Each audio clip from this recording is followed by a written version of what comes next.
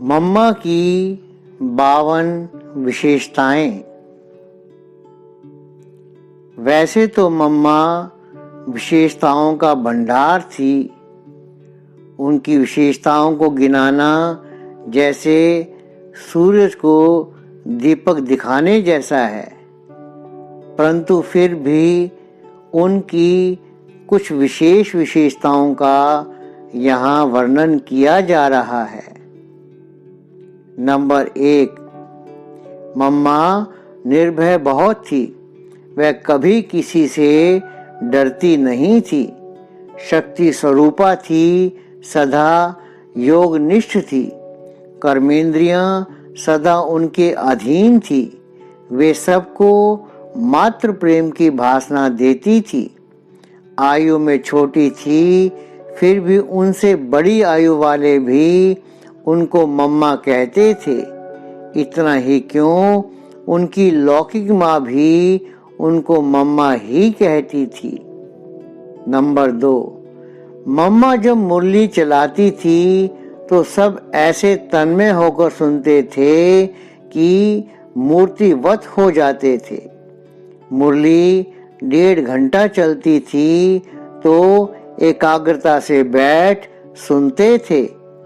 मम्मा की मुरली इतनी प्यारी होती थी कि बात मत पूछो।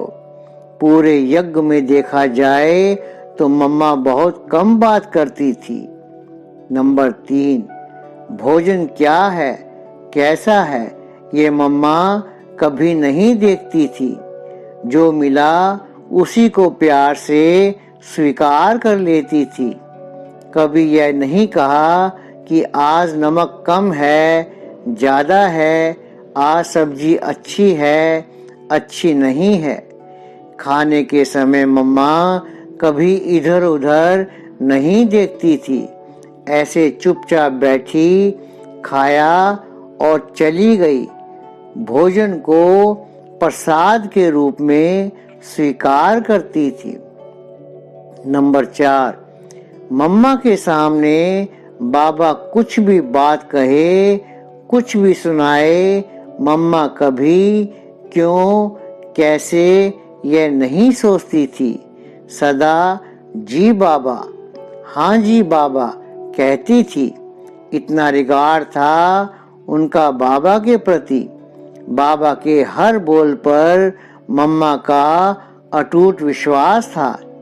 एक बार किसी ने मम्मा से पूछा, मम्मा पहले बाबा कहते थे कि जहाँ जीत वहाँ जन्म। आजकल बाबा उसके बारे में कुछ बोलते नहीं। आपका क्या विचार है? तब मम्मा बोली, मेरा विचार कहाँ से आ गया? जो बाबा ने कहा है वही हम सबका विचार है। मम्मा ने कभी अपनी बुद्धि का अभिमान नहीं दिखाया। नंबर 5, मम्मा ने कभी अपना शो नहीं किया। वह कितनी सेवा करती थी, लेकिन कभी अपने मुख से कहा ही नहीं कि मैंने इतनी सेवा की। मम्मा 1.5 मास सेवा करके बेंगलोर से पूना आई थी। उन्होंने बहुत सेवा की थी, परंतु फिर भी नहीं सुनाया कि यह सेवा करके आई हूँ। मम्मा अपने बारे में, किए हुए कार्य के बारे में कभी दूसरों को नहीं बताती थी। वे जितना त्यागी थी, उतना ही वैरागी थी और उतना ही तपस्वी थी। नंबर 6, मम्मा ने कभी बाबा को साधारण समझा ही नहीं। बाबा की हर बात को पूर्णता सम्मान दिया और सम्मान देकर उसका पूरा परिपालन किया। कई बच्चे बाबा की बात को बहुत साधारण रूप में लेते थे, तो मम्मा सब बच्चों को बिठाकर समझाती थी कि बाबा को साधारण समझने की कड़ी भूल कभी नहीं करना। बाबा का एक एक बोल बहुत मूल्यवान है। ऐसे कहकर बच्चों को सभ्यता और अनुशासन सिखाती थी। मम्मा का बोलने का तरीका बहुत सम्मान, प्यार और मिठास वाला होता था। बच्चों को मम्मा ने रीति रिवाज, सभ्यता, संस्कृति सिखाकर लायक बनाया और माँ के रूप में हम बच्चों का गुणों से श्रृंगार कर बाप के सामने रखा। नंबर 7, बाबा के सामने मम्मा मुस्कुराकर एवं सिर झुकाकर केवल एक बात कहा करती थी, हाँ बाबा अथवा जी बाबा, अन्य कोई शब्द ही नहीं। बाबा मम्मा को मम्मा भी कहते थे और बच्ची भी कहते थे। यज्ञ में हमेशा यह रिवाज रहा कि बाबा की मुरली से 10 मिनट पहले क्लास में मम्मा ज्ञान सितार बजाती थी। बाद में बाबा आकर ज्ञान मुरली बजाते थे। नंबर 8, मम्मा बहुत गुणवान थी। वह गुप्त तपस्विनी थी। देखने में साधारण लगती थी, लेकिन गुणों की खान थी। किसी ने भी मम्मा का मूड ऑफ होते कभी नहीं देखा। बाबा के हर वचन का पालन शीघ्र और संपूर्ण रूप से किया करती थी। मम्मा में पालना की शक्ति अद्भुत थी। नंबर 9, मम्मा का जीवन नेचुरल था। उनका स्वभाव बहुत सरल था। मिठास थी उनके व्यवहार में।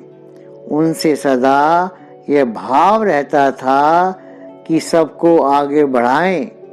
मम्मा हर एक की योग्यता और विशेषता अनुसार वही कार्य दिया करती थी जो वह सहज कर सके।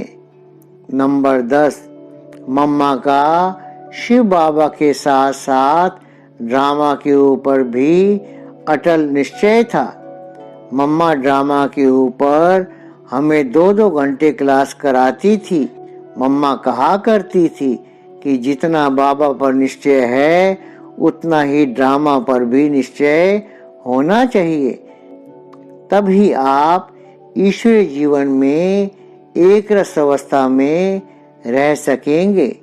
मम्मा के सारे जीवन में देखा जाए कि ड्रामा पर अटल और अचल होने के कारण वह हमेशा एक रस रहती थी। पूरे युद्ध स्थल अर्थात यज्ञ के कारोबार में बाबा ने मम्मा को ही आगे रखा। यज्ञ ही मम्मा के नाम पर था। स्थापना के हर कार्य में जितनी भी परीक्षाएं आई, मम्मा ने शिव शक्ति सेना का नेतृत्व किया। कितनी भी कठिन परिस्थितियां आई, विघ्न आए, लेकिन मम्मा ने हंसते हंसते अचल अडोल होकर सामना किया और विजय प्राप्त की।